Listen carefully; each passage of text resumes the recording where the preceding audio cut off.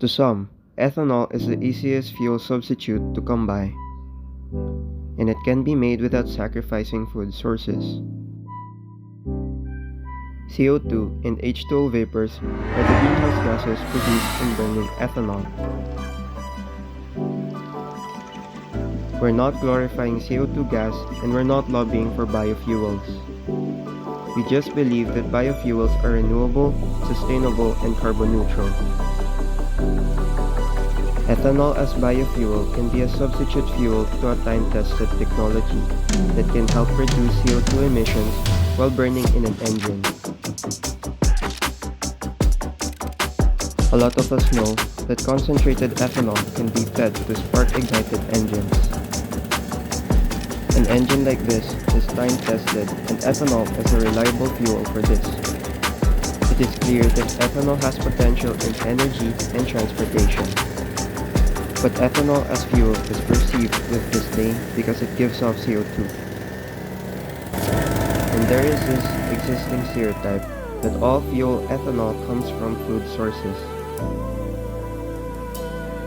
This propeller demonstrates how ethanol can generate electricity in a fuel cell.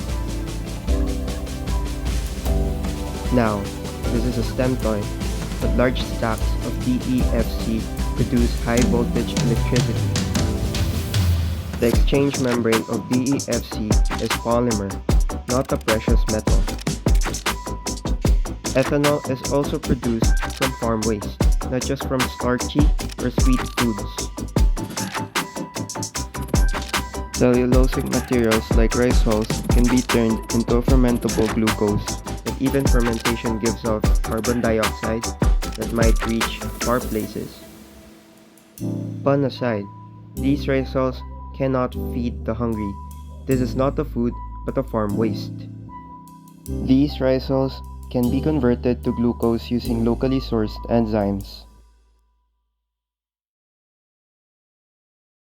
Cellulose in plants are synthesized from CO2 absorbed during the photosynthesis.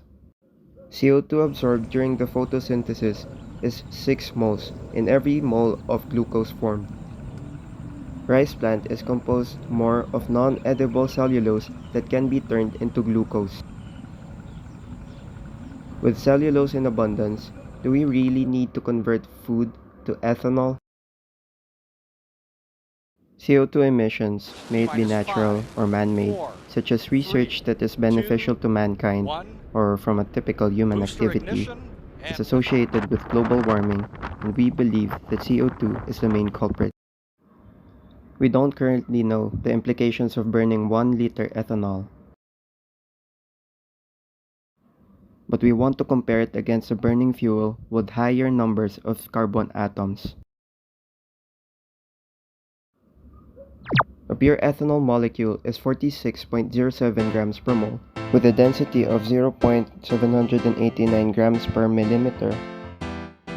Thus, the concentration of pure ethanol given these conditions is 17.13 moles.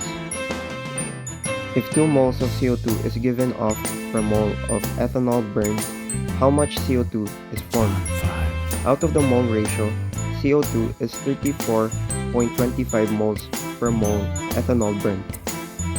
Multiplying with the molar mass of CO2, which is 44.01 grams per mole, will yield 1,507.09 grams CO2. Or that is 1.51 kilogram of CO2 per 1 liter pure ethanol burned. Imagine burning an 8 carbon fuel.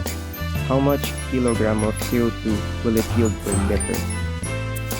This is a STEM toy, a direct ethanol fuel cell, or DEFC.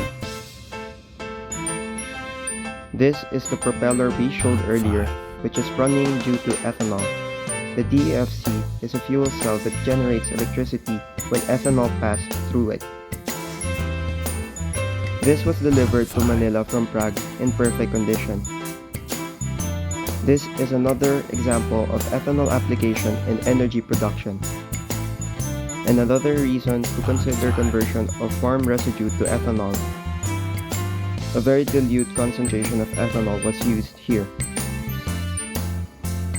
Ideally, ethanol will oxidize to ethanaldehyde, then ethanoic acid, and finally, CO2. The pH of 6 to 7 means that the ethanol did not oxidize to acid. Perhaps it just turned into aldehyde.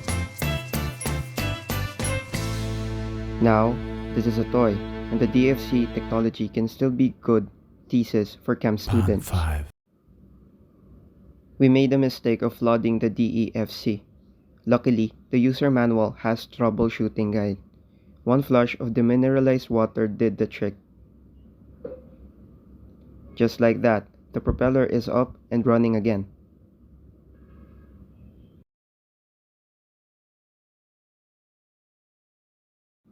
Imagine if a greenhouse is CO2 fed, CO2 from ethanol made from waste, and converted using locally found enzymes with good glucose conversion rates.